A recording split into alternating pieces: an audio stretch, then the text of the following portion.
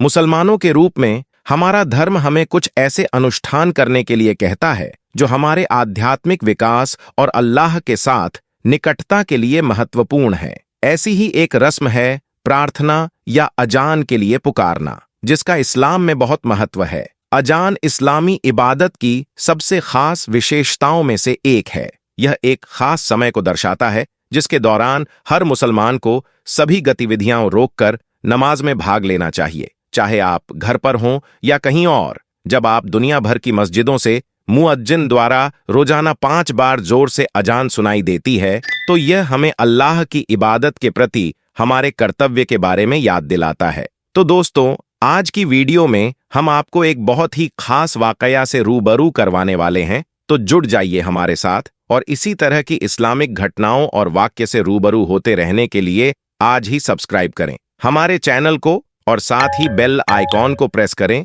दोस्तों, अजान एक अल्लाह का कलाम है, यानी कि अजान को किसी ने लिखा या किसी ने बनाया नहीं है, बल्कि अल्लाह की तरफ से हम इंसानों के लिए भेजा गया एक कलाम है, ताकि इसके जरिए से लोगों को नमाज के लिए मस्जिद में इकट्ठा किया जा सके। इसी वजह से हर रोज 5 वक्त अजान दी जाती है। आज पॉलिटिक्स की वजह से भारत का माहौल कुछ ऐसा बन गया है कि जगह जगह पर लोग अजान पर एतराज करते हुए नजर आ रहे हैं। ये लोग शायद इस बात को भूल गए हैं कि जब अल्लाह का अजाब आता है तो इंसान को संभलने तक का मौका नहीं मिलता और इंसान तबाह हो, बर्बाद होकर रह जाता है। हाल ही की खबर है कि उत्तर प्रदेश के मुख्यमंत्री योगी आदित्यनाथ ने हाल ही में कहा है कि अब उत्तर प्रदेश की सड़कों पर कोई नमाज पढ़ने की हिम्मत नहीं करता। मस्जिदों से हमने लाउड स्पीकर हटा दिए हैं। अगले 5 वर्षों में लोग मस्जिदों से निकलने वाली चीख यानी अजान को चीख कह रहे हैं कि मस्जिदों से निकलने वाली चीख, उसके बारे में लोग भूल जाएंगे। तो दोस्तों, आप लोग इस पर क्या कहेंगे, कमेंट में जरूर बताइएगा। और याद रखें, उत्तर प्रदेश में 6.5 करोड़ मुस्लिम लोग रहते हैं। तो खैर दोस्तों, आज की इस वीडियो में हम आपको एक ऐसे शख्स के बारे में बताने वाले हैं जो अजान से सख्त नफरत किया करता था। और यही नहीं, एक बार तो उसने अजान देने वाले को गालियां दी और उसे थप्पड़ भी मार दिया और अजान भी बंद कर दी। उसके बाद में उसे शख्स के साथ में जो कुछ हुआ उसके बारे में जानकर आप लोग भी हैरान और परेशान हो जाओगे। दोस्तों, बहुत पहले की बात है, किसी पोस्ट पर एक बहुत बड़ा ऑफिसर था। एक बार किसी खास काम की वजह से उसका तबादला यानी उसका ट्रांसफर मुस्लिम इलाके में हो गया था। इत्तेफाक से उसको जो वहां पर रहने के लिए जो मकान मिला, उसके करीब में ही एक मस्जिद थी जिसमें 5 टाइम रोजाना अजान दी जाती थी। एक दिन वह ऑफिसर अपने मकान के अंदर सो रहा था कि इतने में मस्जिद में फज्र की अजान होने लगी, यानी कि उसके कानों में अजान की आवाज जोर से पड़ने लगी, जिससे उस ऑफिसर की आंखें खुल गईं।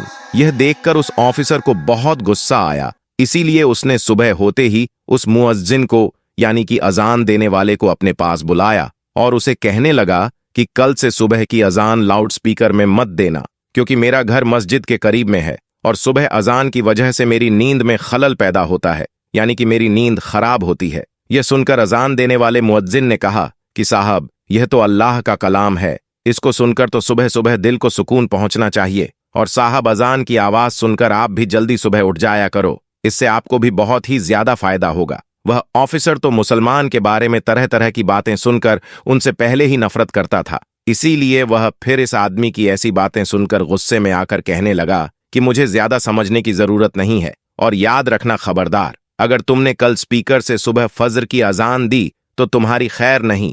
मगर उस अजान देने वाले ने उस ऑफिसर की बात पर कुछ खास ध्यान नहीं दिया, इसीलिए फिर उसने अगले दिन ही सुबह फजर के वक्त में लाउडस्पीकर से अजान दे दी। जैसे ही सुबह सुबह उस ऑफिसर ने अजान की आवाज सुनी तो गुस्से से लाल हो गया और वह फौरन उस अजान देने वाले के पास गया और गुस्से में उसने उस अजान देने वाले शख्स को थप्पड़ मार दिया और कहने लगा कि मैंने तुमको कल कितना समझाया था कि सुबह अजान की आवाज से मेरी नींद खराब होती है, इसीलिए लाउडस्पीकर में अजान मत देना, लेकिन तुमने तो मेरी बात पर ध्यान ही नहीं दिया। बेचारा अजान देने वाला अल्लाह ताला से दुआ करने लगा, या अल्लाह, जिसने तेरी इस अजान को देने वाले बंदे पर जुल्म किया तो तू इसे अपने अजाब में डाल दे, इसे ऐसी सजा दे इसकी अक्ल ठिकाने में आ जाए। जैसे ही मुअज्जिन की आवाज अल्लाह की दरगाह में पहुंची तो अल्लाह ने फौरन उसकी दुआ कबूल कर ली और उसी दिन उस ऑफिसर पर अजाब नाजिल हो गया। यानी कि उसी रात वह अल्लाह की पकड़ में आ गया जिस दिन उसने अजान देने वाले को थप्पड़ मारा।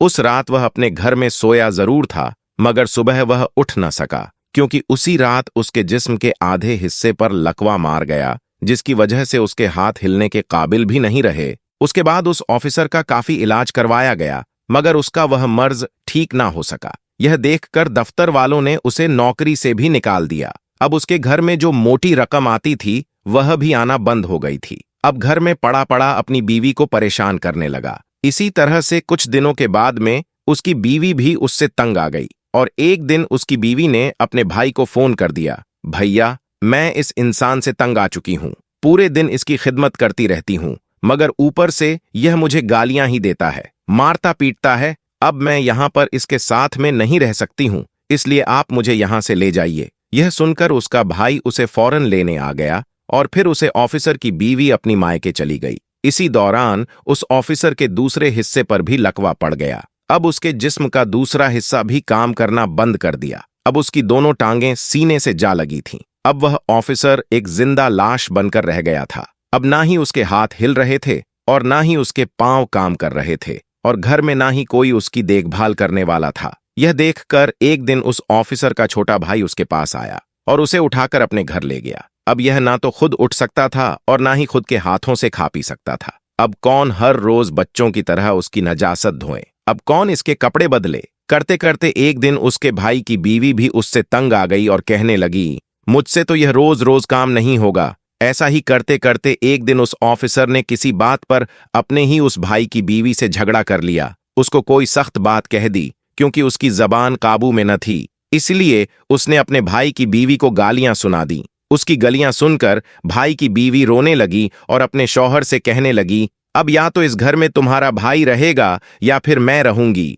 यह सुनकर भाई ने सोचा कि इस बीमार भाई के चक्कर में मेरी जिंदगी बर्बाद हो जाएगी, इसीलिए क्यों ना इस भाई को यहां से हटा दिया जाए। इसीलिए फिर उसने अपने बेटों के साथ मिलकर गुस्से में अपने भाई की चारपाई उठाई और उसको ले जाकर सड़क के किनारे पर रख दिया। दोस्तों, उस वक्त सख्त गर्मी का मौसम था, इसीलिए थोड़ी ही देर में वह सूरज गर्मी में तपने लगा और उसको पसीना आने लगा। अब उसे जोरों की प्यास भी लग चुकी थी। सुबह से उसने कुछ खाया पिया नहीं था। अब ऑफिसर अपनी चारपाई पर पड़े पड़े रो रहा था और तड़प रहा था और कह रहा था कि कोई तो मेरी मदद करो, कोई तो मुझे पानी पिला दो, कोई मुझे खाना खिला दो। इत्तेफाकन से उसी रास्ते से उसी मुअज्जिन का गुर्जर हुआ जिसे उसने थप्पड़ मारा था। उसने देखा कि सड़क के किनारे पर एक चारपाई पर एक शख्स लेटा हुआ है और फरियाद कर रहा है। यह देखकर वह मुअज्जिन उसके पास गया। जैसे ही उसने उसे ऑफिसर को देखा कि यह वही ऑफिसर है जिसने उसको थप्पड़ मारा था।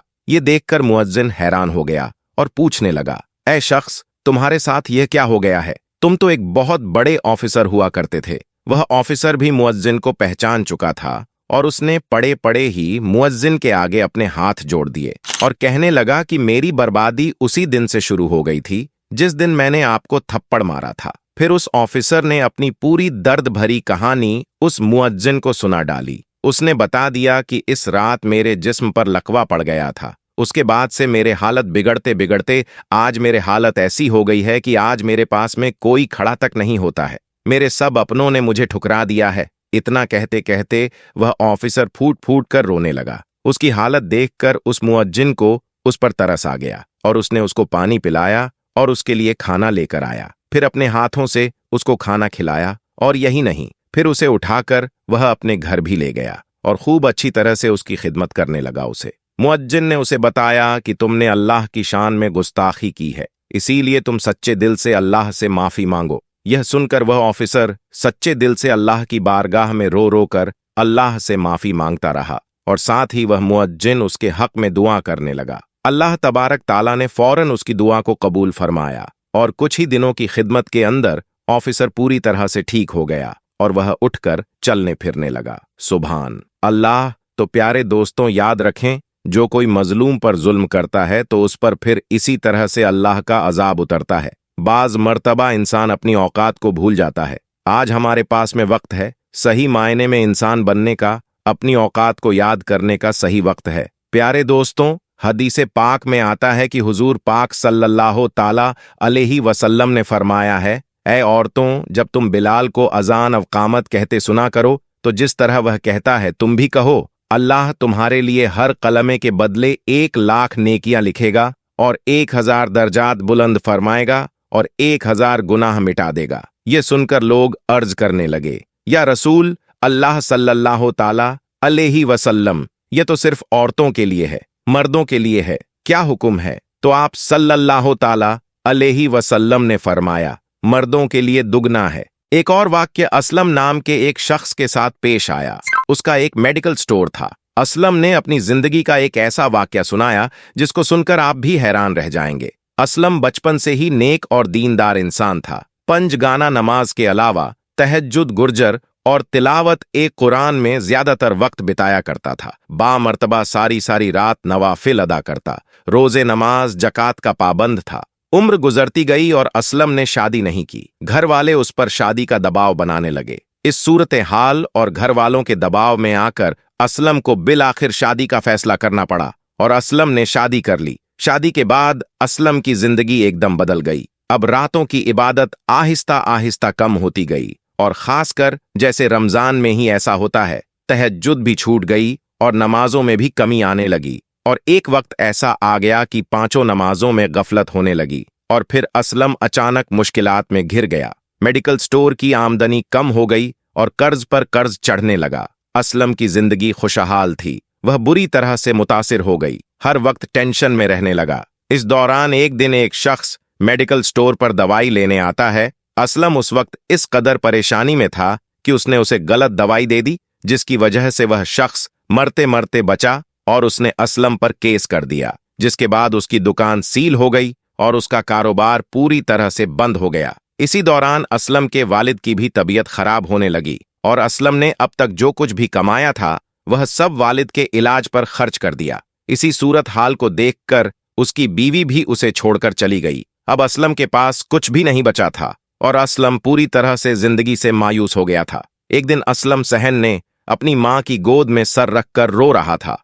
और सोच रहा था कि उसके साथ आखिर ऐसा क्यों हो रहा है। तभी अचानक उसकी नजर अलमारी पर पड़ी जहां कुरान पाक रखा हुआ था। उसको फौरन झटका लगा और समझ में आ गया कि उससे क्या भूल हुई है। वह फौरन उठा, वजू किया, नमाज अदा की, सजदे में गिरा, माफी मांगता रहा, रोता रहा, या अल्लाह, मुझे बड़ी गलती हो गई कि मेरी सारी उम्र तेरी मोहब्बत में गुजरी, तेरी इबादत में गुजरी और दुनियादारी में ऐसा खो गया कि तुझे ही भूल गया। उसके बाद उसने दोबारा पंजगाना नमाज शुरू कर दी और तहज्जुद और तिलावत ए कुरान भी करने लगा और हर रात अपनी गलती पर माफी मांगने लगा। प्यारे दोस्तों, अभी सिर्फ 9 ही दिन गुजरे होंगे कि तभी उसके घर में वह शख्स आता है जिसे असलम ने गलत दवाई दी थी। वह शख्स कहने लगा, तुमने मुझे जो दवाई दी थी उससे मेरी तबीयत तो जरूर बिगड़ी थी, मगर मेरी जो बीमारी थी वह करिश्माती तौर पर उसी दवाई से दूर हो गई और तुम पर किया हुआ केस अब मैं वापस ले रहा हूं। उसके बाद असलम को उसकी दुकान वापस मिल गई, यानी असलम ने अपना मेडिकल स्टोर वापस हासिल कर लिया